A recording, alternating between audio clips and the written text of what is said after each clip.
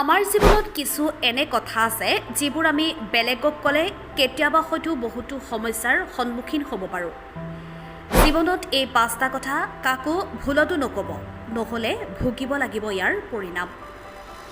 আচাৰ্য চাণক্যৰ সম্পূৰ্ণ নাম আছিল আচাৰ্য বিষ্ণুগুপ্ত চাণক্য আৰু চাণক আচাৰ্যৰ পুত্ৰ হোৱাৰ বাবে তেওঁক চাণক্য বুলি কোৱা হৈছিল।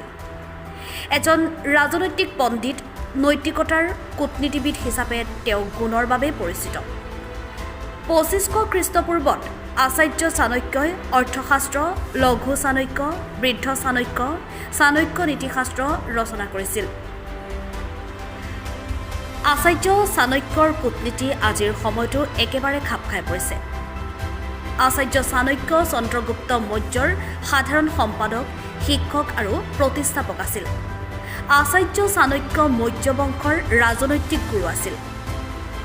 অশ্বিনী পৰাশৰৰ চাণক্য নীতি গ্ৰন্থৰ 4ৰ্থ অধ্যায়ত আচাৰ্য চাণক্যই কিছুমান কথা গোপনীয় কৰি ৰাখিবলৈ উপদেশ দিছে। আচাৰ্য চাণক্যই কৈছে যে এজন জ্ঞানী ব্যক্তিয়ে সদায় কিছুমান কথা গোপনীয় কৰি ৰাখিব লাগে। আচাৰ্য চাণক্যৰ অৰ্থ হ'ল এইবোৰৰ বিষয়ে কাকো একো কোৱা উচিত নহয়, নহ'লে মানুহে ইয়াৰ সুবিধা ল'ব পাৰে। নম্বৰ 1, সিদ্ধ ঔষধ। আচাৰ্য চাণক্যই কৈছে যে কিছুমান ঔষধ এজন ব্যক্তিৰ বাবে প্ৰমাণিত হয়, গতিকে মানুহে আনৰ লগত ভাল কাম কৰে, কিন্তু সেইবোৰৰ বিষয়ে কাকো একো নকয়।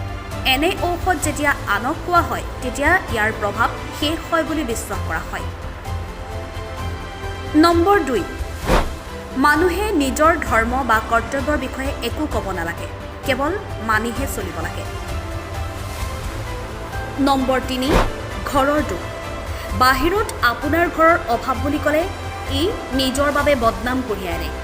সকলো ঘৰতে অসুবিধা থাকে, গতিকে তেওঁলোকক কোৱাটো মূৰ্খামি। নম্বৰ 4, যৌন সম্পৰ্ক। আচাৰ্য চাণক্যই কৈছে যে যৌন সম্পৰ্কৰ কথা কোৱাটো অভদ্ৰতা আৰু অশ্লীলতা। এইবোৰ কাম গোপনে একাকিত্বত কৰিব লাগে। নম্বৰ 5, ভুল খাদ্য।